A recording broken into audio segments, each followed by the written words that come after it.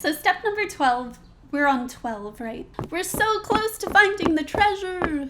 Oh, hi, didn't see you there. Hi, Raylaners, welcome back to my channel. This is the Opera Diaries. If you love opera, if you are an opera singer, if you're learning how to sing opera, or if you're just here for my face, welcome, I'm Raylan. If you don't mind smashing that like button and subscribing, it would mean the world to me. This is the coolest fraternity, ever. I'm still coming up with hand signs. This video, I'm really excited because we are going through the whole complete guide to practicing a song or aria. So you're probably here because you're thinking, okay, I have this song, I have this aria, I really want to learn it. It's super cool and it seems so excited. It fits my voice perfectly. How do I go from just listening to it and thinking, oh my goodness, this is such a good song for me, to polished performance ready, go on auditions with it, to recital ready, or if you're recording it, whatever you're doing. So how do you go from start to finish? That's exactly what I'm going to teach you in this video right now. We're going to go through everything. Now, I've been seeing on YouTube, there's a lot of practicing tips, a lot of practicing skills. We are going through how I practice because I'm very much a perfectionist. I'm very much a type A. So I'm showing you exactly the steps I follow. Now, it takes me about 3 months to learn an 11-page aria, but that's because I am a coloratura. It's normally in a different language, and as I said, I'm a perfectionist, so yes, it does take a lot of time. So I'm going to show you the step-by-step practice so you don't miss anything, so you know exactly what your song or aria is about, and you feeling like a superstar with it, and like you could win a Grammy, Tony Award if you want some Broadway, Academy Award, something. Let's get started. So the first thing I like to do is find out what it's about. Is it from an opera? Does it have a piece of history to it? If it's by a pop singer, why was this pop singer singing it? What do the words actually mean? Is it part of a character? Learn everything you can about this song, about the history of it. If it is an opera or it is a character, learn what the opera is, learn who that character is, learn what the composer likes, the style of the composer, learn about the history. Was it created in the 1800s, the 1900s? What was historically happening at that time? Because those are little clues and little puzzle pieces. It's almost like we're on a treasure hunt. So each little thing that you figure out about your song is going to be a little piece of the puzzle to take you to that next step. So learning the history, learning the character of it will get you to your first point. Number 2, translation and pronunciation. So when I'm practicing, usually my arias are in a different language. So before I even start singing, we need to know word for word what we're singing. So I have a few materials that I like to use, and I also consult my voice teacher and vocal coach to find out the word for word translation. I write it on a separate piece of paper, and then I do a phrase translation, and then I do a synopsis or program notes, just an overview about what this song is about. So we have word for word phrases and then a summary of what it's about. And again, this is just another clue. So we made it from the historical part to the translation part, and we haven't started singing yet, but we're getting there. And this should only take you about 1 to 2 days. The one previously should take you 1 to 2 days. It shouldn't be too in-depth unless you wanted to go there. For me, it normally takes about a week, but if you're on a time crunch, 1 to 2 days is perfect. Also, for pronunciation, think about the IPA, or the International Phonetic Alphabet. It's not the veer. It's basically just how you pronounce in any language when you're singing. And it's a huge roadmap to help with arias and help with songs. Now, if your song is in English or your native tongue, then You don't need to worry about the IPA or the translation. Step number 3, speak in a relaxed voice. So again, we're still not singing, and it normally takes me about a week again, but this should take about 1 to 2 days. Just speak the lyrics very naturally and just notice what vowels you're stressing, what words you're stressing, how you're phrasing. So take the phrase, I love you. If you're saying I love you, why are you saying I love you? Are you saying I love you? Are you saying I love you? Are you saying I love you? And during this time, I would just speak the lyrics 5 times a day and underline all of the words that are stressed in each line. I would add breath marks to where I think there would need to be a breath, and I would just speak it very naturally. So step number 4, we are on our little treasure hunt and we just found another clue. So now we are going to go over the notes. We're just going to do this on a very neutral vowel. I like to do it on a B vowel. That gets my tongue nice and high, that gets me in my mask in the right place, and the B just helps to propel it. So I would go through each note, plunking it out on my keyboard, or I would go over the solfege if you're a little bit more advanced, and if you can sight read, if you know what solfeggio is, I would do that and just get the notes in my body. Just hear the notes. Sometimes when we're hearing a song, we're hearing everything that's going on, and including the instrumental, and we lose a lot of the pitch accuracy by just focusing on the notes, and by just focusing on the pitches will help us avoid being flat or sharp, because we don't want that. Simon Cowell would not like that very much. So step 4 is either solfeggio or singing the notes while plunking them out on a keyboard with a neutral vowel. I would suggest using B. When I practice, I like to focus on one area of the aria. Focusing on the notes gives you more accuracy, and it focuses you more on what your goal is for that day. Step 5, once you feel comfortable with all of the notes, now it's time to work on the rhythm. Now, all of the notes should take about a week, or it should take a few days. Sometimes I get in my head because I am a perfectionist, but we need to go on a set timeline, and if you have 30 days to learn a song or an aria, I would start by setting up your timeline and going through each of these steps and setting out your blueprint so you can set yourself up for success.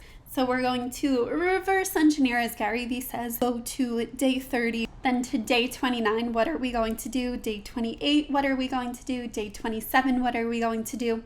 And just work it out that way until we get to day 1, which is the history part. And just map out our quest. Remember, we're on a treasure hunt to find the gold or find the Grammy. What I like to do is just clap the rhythm for each phrase. Then I just like to speak naturally, but in the correct rhythm. This will again focus us and let us have better rhythmic accuracy. Be careful of the triplets, or if there's some type of accompaniment that is not very helpful for the singer, that's in duple time and you're singing in triple time, or vice versa. So another exercise that's really fun to do is just to say 1E and a 2E and a 3E and a 4E and then just clap the rhythm of the line. Step number 6 is completely vital to the aria or the song.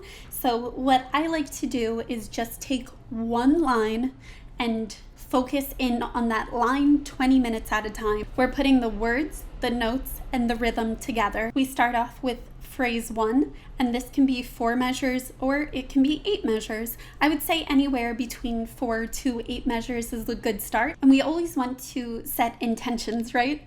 So we have our 4 to 8 measures, we have our phrase 1. So just think to yourself, how do I want this to be phrased? And it's just 4 to 8 measures. We're just pinpointing and focusing on one phrase at a time. What we need to be aware of is this line smooth? Am I saying these words correctly? Am I pronouncing correctly? Are the vowels tall enough? Am I expressing it the way I want to express it? Are the consonants good enough? Is my jaw released?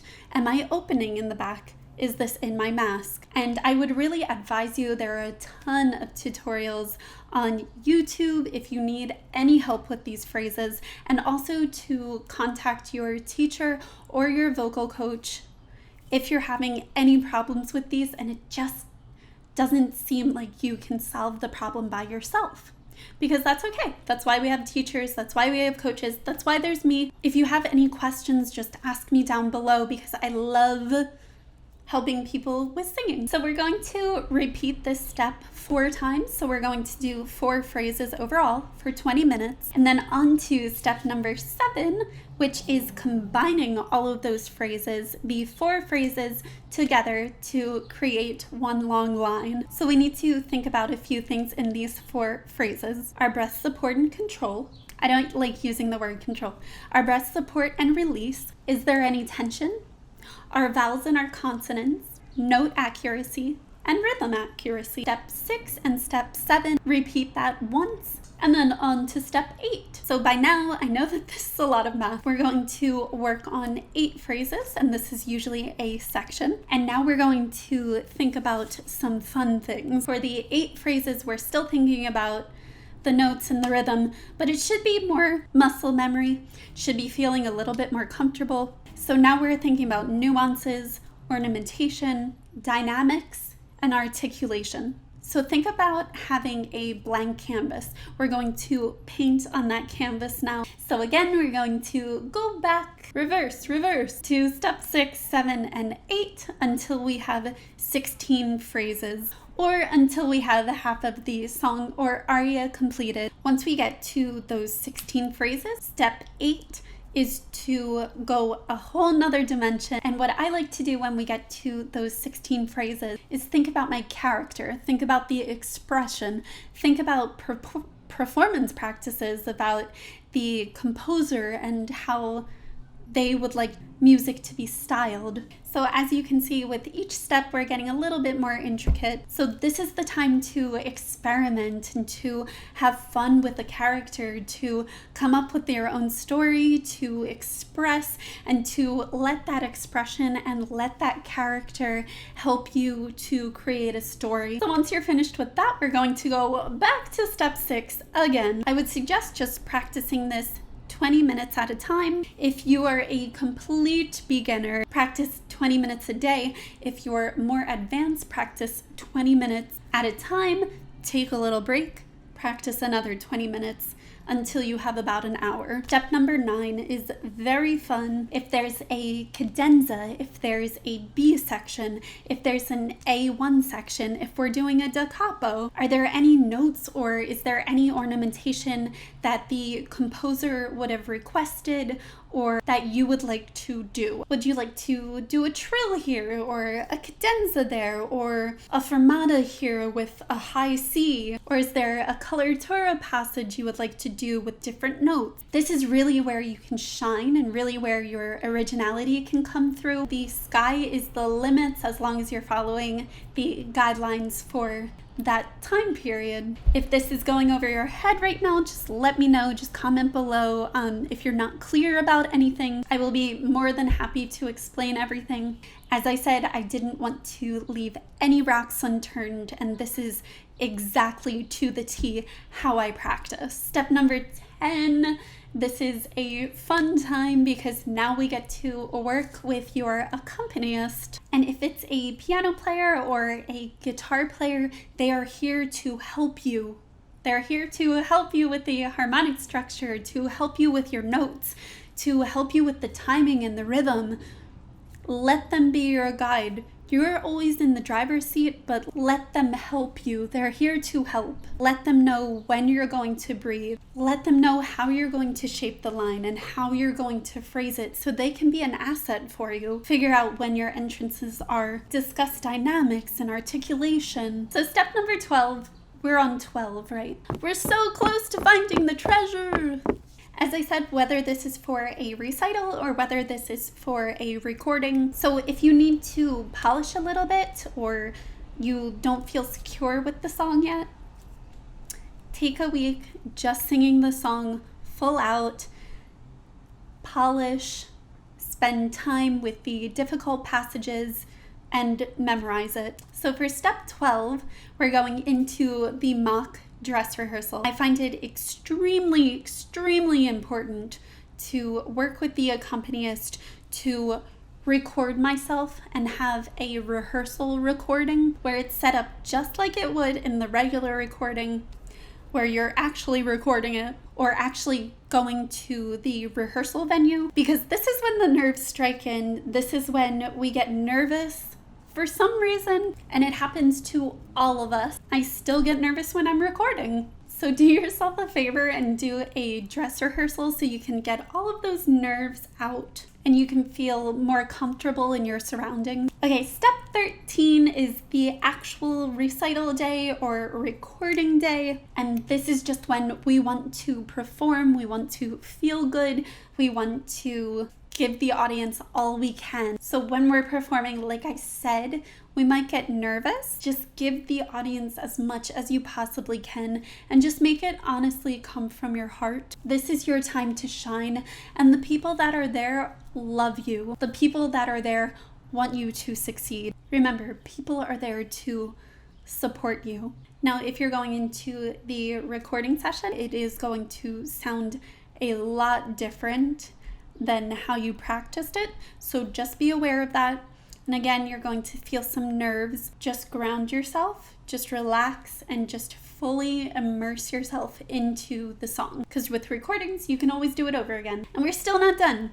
So step number 14, reflect and analyze. When the performance is over, when the recording is finalized, I like to listen to myself and reflect on what I thought was really good, what I thought was really bad, and how I can improve. This constructive criticism is vital if you want to develop and if you want to grow. So step number 15 is to keep this in your arsenal. And if there's anything that you still need to polish, go back and polish it. What I like to do is on Sundays or on one day of the week to give myself a mock recital and just sing all of the arias or songs that are in my repertoire, just so I know what I need to work on. If there is something I need to work on, then I will work on it the following week. And just to give me a little bit of a refresher and to keep that nice muscle memory that I have going. So I really hope you enjoyed this. I know